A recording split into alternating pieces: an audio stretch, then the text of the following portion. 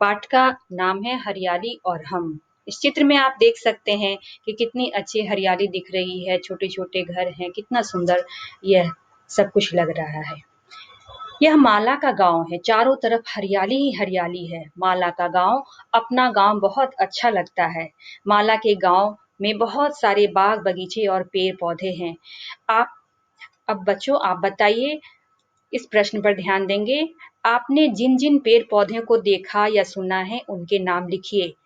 बच्चों आप बताइए आपने कौन-कौन से पेड़ देखे हैं? आम, अमरूद, नीम, बरगद, पीपल ये सब देखे होंगे, उनके नाम आप यहाँ लिखिएगा। अब दूसरे प्रश्न पे आइए।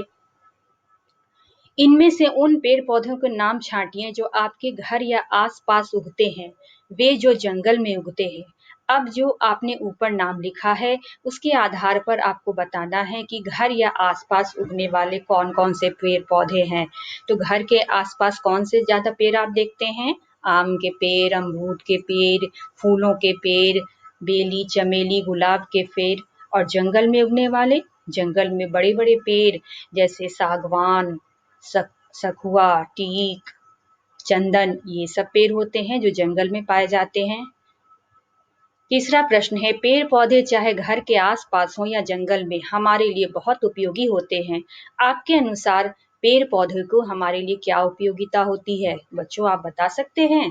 हाँ बच्चों, पेड़-पौधे हमारे लिए बहुत ज़रूरी हैं। ये हमें दवा देते हैं, हमारे भोजन का इंतज़ाम करते हैं, हमारे रहने के लिए, जीव-जंतुओं के रहने के लिए आश्रय देते हैं, हमें तरह-तरह की लकड़ियाँ प्रदान करते हैं और सबसे ज़रूरी चीज़ वातावरण में ऑक्सीजन का संतुलन बनाए रखते हैं जिससे हमें शुद्ध हवा मिलती है।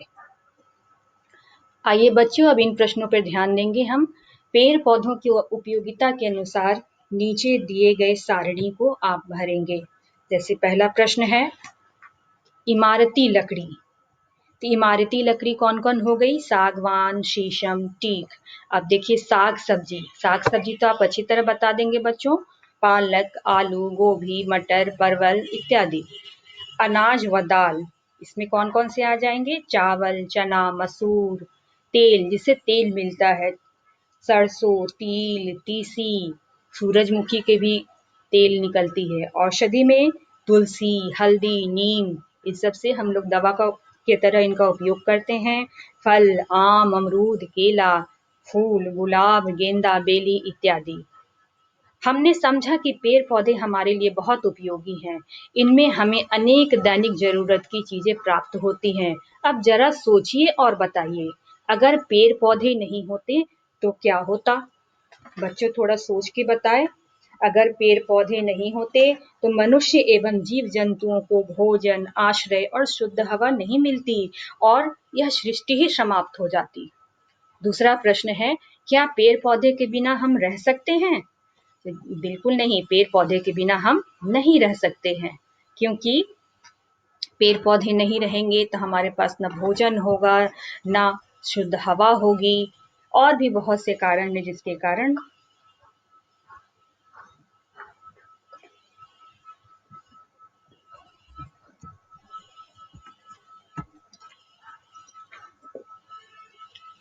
अपने घर या विद्यालय के आसपास मिलने वाले किसी एक पेड़ के बारे में 5 वाक्य लिखिए और उस पेड़ का चित्र बनाकर उनके विभिन्न हिस्सों के नाम दर्शाइए। बच्चों हमारे घर के आसपास सबसे आसानी से दिखने वाला पेड़ आम का पेड़ होता है और पेड़ के 5 भाग होते हैं। मुख्य रूप से 5 भाग होते हैं, जड़, तना, शाखा, फल और फूल। इनके उत्तर मैं आपको बना करके भेज दूंगी। आम के पेड़ के बारे में आपको 5 पंक्तियां भी लिखनी होंगी। अब चलिए आगे बढ़ते हैं। किन्हीं 3 पेड़ पौधों के नाम बताइए जिनमें कांटे होते हैं। तो कांटेदार पौधे जरूर बच्चों आपने देखे होंगे। बताइए कहाँ-कहाँ होते हैं? गुलाब, बबूल और बेर के पेड़ में। जी हाँ बच्चों, और दूसरा है जो खूब छाया देते हैं। तो खूब छाया देते हैं आम, जामुन, बरगद, पीपल इत्यादि। अब आप नीचे इन 2 चित्रों को देखिए। इस पहले चित्र में पौधे को पानी दिया जा रहा है, पौधे को लगाया जा रहा है। दूसरे चित्र में क्या हो रहा है? ये देखिए, यहाँ देखिए पेड़ को काट दिया गया है, यहाँ भी पेड़ को काट दिया गया है और ये व्यक्ति पेड़ को काटने में लगे हुए हैं। आप बताइए बच्चों कौन सा काम अच्छा है? आप अवश्य कहेंगे कि हमें पेड़ पौधे लगाना चाहिए। क्या पेड़ पौधे को काटना चाहिए? बिल्कुल नहीं। बिल्कुल नहीं, हमें ऐसा काम बिल्कुल ही नहीं करना है। अब आइए, क्योंकि पेड़ पौधे हमें इतना कुछ देते हैं, हमें भोजन देते हैं, हमें आश्रय देते हैं, हमें शुद्ध हवा देते हैं, हमारी हर चीजों का ख्याल रखते हैं और बदले में वे हमसे कुछ नहीं लेते। फिर भी हम पेड़ों को काटेंगे, तो पेड़ को काट करके हम क्या करेंगे? हम अपना ही तो नुकसान करेंगे। ज्यादा से ज्यादा पेड़ काटने से क्या क्या हानियां होती हैं? बच्चों, ज़्यादा से ज़्यादा पेड़ अगर हम काटेंगे तो ज़रूरत से ज़्यादा पेड़ काटने पर सभी जीव-जंतु और मनुष्य के लिए भोजन मिलना बहुत ही मुश्किल हो जाएगा।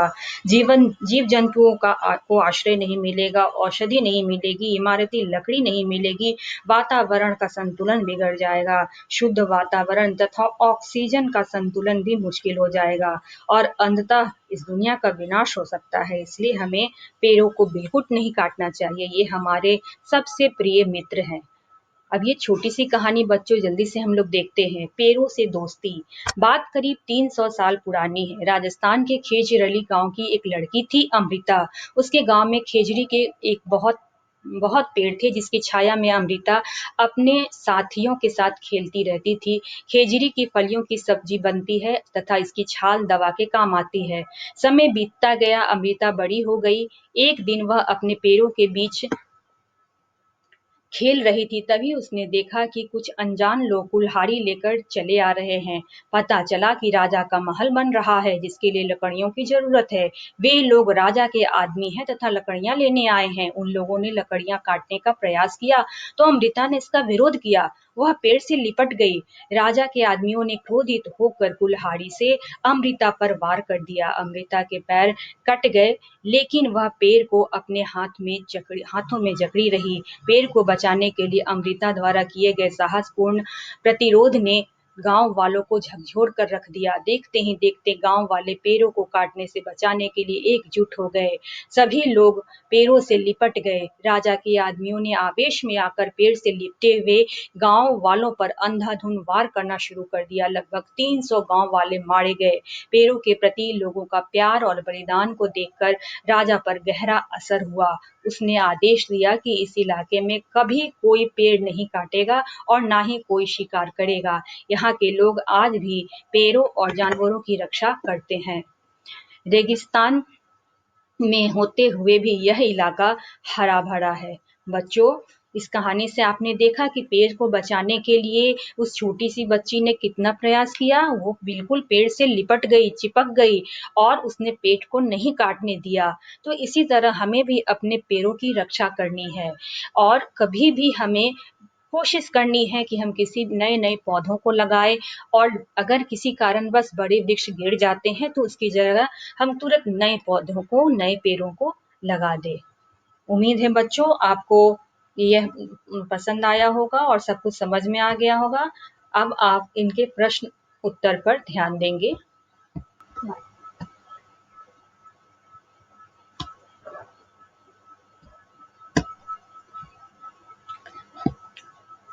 बच्चों, ये प्रश्न और उत्तर मैं आपको यहाँ शो कर रही हूँ। इसे आप अपने कॉपी में लिख लेंगे।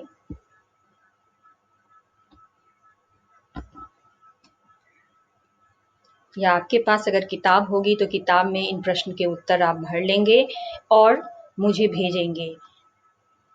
आपकी सहायता के लिए ये उत्तर मैं आपको भेज भी दूंगी और सभी बच्चों से अनुरोध है कि वो निश्चित रूप से भाग लें, इस क्लास को करें और कहीं भी कोई कठिनाई आ रही है तो मुझे अवश्य बताएं। मैं आपकी कठिनाइयों को दूर करने का भरपूर प्रयास करूंगी। बच्चों, कोरोना का ये समय है। कोरोना के समय में घर के अंदर रहें, मास्क पहन के ही, अगर ज़रूरी हो तो बाहर निकले, हाथों को बार-बार धोएं और हाँ, 2 गज की दूरी का हमेशा ख्याल रखें। धन्यवाद बच्चों।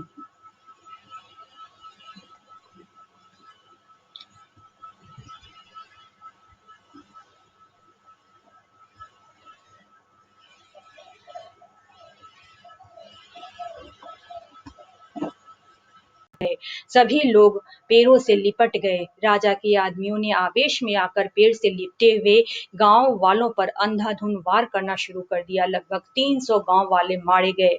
पेड़ों के प्रति लोगों का प्यार और बलिदान को देखकर राजा पर गहरा असर हुआ। उसने आदेश दिया कि इस इलाके में कभी कोई पेड़ नहीं काटेगा और ना ही कोई शिकार करेगा। यहाँ के लोग आज भी पेड़ों और जानवरों की रक्षा करते हैं। रेगिस्तान में होते हुए भी यह इलाका हरा भरा है। बच्चों, इस कहानी से आपने देखा कि पेड़ को बचाने के लिए उस छोटी सी बच्ची ने कितना प्रयास किया। वो बिल्कुल पेड़ से लिपट गई, चिपक गई और उसने पेड़ को नहीं काटने दिया। तो इसी तरह हमें भी अपने पेड़ों की रक्षा करनी है और कभी भी हमें कोशिश करनी है कि हम किसी नए नए पौधों को लगाएं और अगर किसी कारणवश बड़े वृक्ष गिर जाते हैं तो उसकी जगह हम तुरंत नए पौधों को, नए पेड़ों को लगा दें। उम्मीद है बच्चों आपको यह पसंद आया होगा और सब कुछ समझ में आ गया होगा। अब आप इनके प्रश्न उत्तर पर ध्यान देंगे।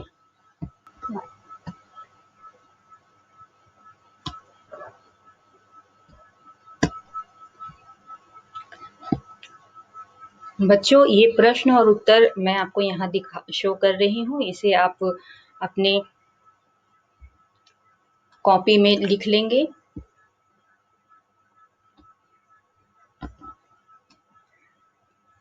या आपके पास अगर किताब होगी तो किताब में इन प्रश्न के उत्तर आप भर लेंगे और मुझे भेजेंगे। आपकी सहायता के लिए ये उत्तर मैं आपको भेज भी दूंगी और सभी बच्चों से अनुरोध है कि वो निश्चित रूप से भाग लें, इस क्लास को करें और कहीं भी कोई कठिनाई आ रही है तो मुझे अवश्य बताएं। मैं आपकी कठिनाइयों को दूर करने का भरपूर प्रयास करूंगी। बच्चों, कोरोना का ये समय है। कोरोना के समय में घर के अंदर रहें, मास्क पहन के ही अगर ज़रूरी हो तो बाहर निकले, हाथों को बार-बार धोएं और हाँ, 2 गज की दूरी का हमेशा ख्याल रखें। धन्यवाद बच्चों।